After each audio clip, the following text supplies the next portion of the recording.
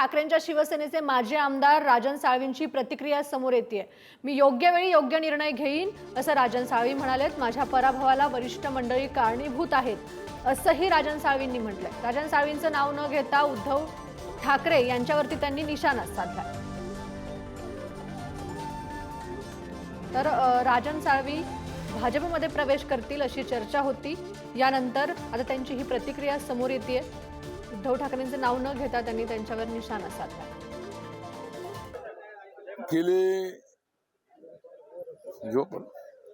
गेले काही दिवस प्रसार माध्यमांच्या माध्यमातून, त्यात इलेक्ट्रॉनिक मीडिया असेल, प्रिंट मीडिया असेल, त्यानंतर व्हॉट्सअप मीडिया असेल, त्या माध्यमातून विविध राजन साळवींच्या प्रवेशाबद्दलच्या चर्चा चांगल्या रंगलेल्या आहेत। आपण नक्कीच एक आमचं मार्गदर्शक असता याचा निश्चितपणे माझ्याकडे माहिती आहे आणि म्हणून या अनुषंगाने मला पदाधिकारी कार्यकर्त्यांचा आग्रह होता की आपण मंडळींनी या ठिकाणी यावं, आमच्यासमोर आपलं संवाद साधावा। या उद्देशाने मी काल राजापूर या ठिकाणी संवाद साधला पदाधिकाऱ्यांबरोबर।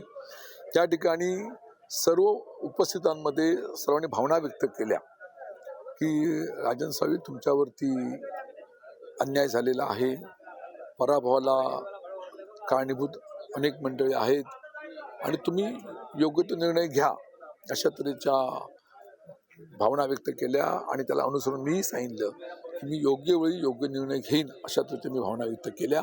त्यानंतर आम्ही आज लांज्यातल्या सुद्धा पदाधिकाऱ्यांनी